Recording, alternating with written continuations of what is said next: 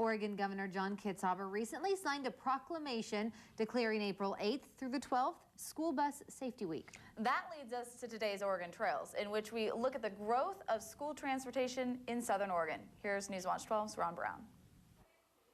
It's estimated that well over half the kids going to school in the United States ride a school bus. That wasn't always the case. In fact, in the 18th and first half of the 19th century, most kids walked to school. That was because many were small rural schools only a mile or two from home or farm. But as school districts became larger, the distance to school increased to several miles. So schools turned to either horse-drawn or motor-powered vehicles to get kids to and from school. Either that or the kids rode horses or family wagons and buggies. Then the automobile came along and some families carpooled to school. There's no record of which district in Southern Oregon first used buses or wagons, but this wagon load of students in Ashland in 1908 shows the practice was already beginning by then. In Klamath County, a fleet of 8 buses was mentioned in the 1929 newspaper account. Here's a picture of an early bus at Henley. And these are buses lined up at Klamath Union High School in the 40s and 50s. In Josephine County, kids at Jerome Prairie sometimes hitched a ride on the California and Oregon train. But it was in the rough and remote Umpqua country that kids got to school by school boat. 2 boats, one from the south, one from the north, chugged to Smith River School, carrying mail and students because there were no roads. Josephine County historian Joan Momsen recalls that, unlike today, bus drivers were likely as not to be teachers or janitors, picking up some overtime work before and after school or going to games. And of course they were all men, because I don't think they thought the women could drive a bus at that time.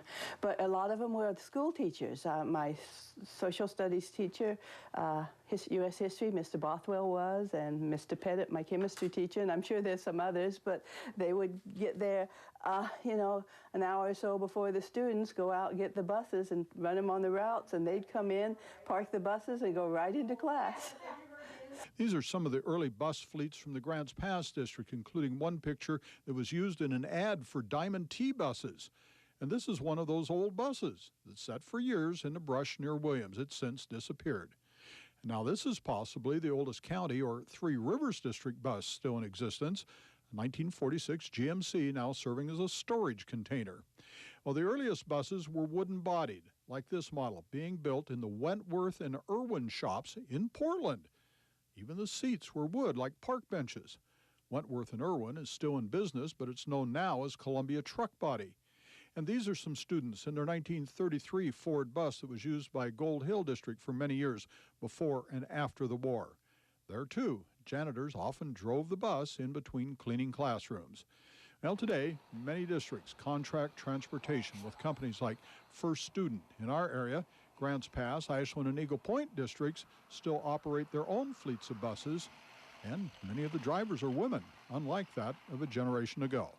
In the 1800s and early 20th century, most rural schools were 1- or 2-room affairs like this, and getting to school was a fairly short trip, maybe 2 or 3 miles, and easily within walking distance for most kids. But then in the 30s and 40s, those smaller districts began to merge together, creating larger districts and longer walks to school. And that's when districts really started looking at busing. At Willow Springs, Ron Brown, Newswatch 12. The yellow that all school buses in North America are painted with came out of a conference in 1939 to improve school bus safety.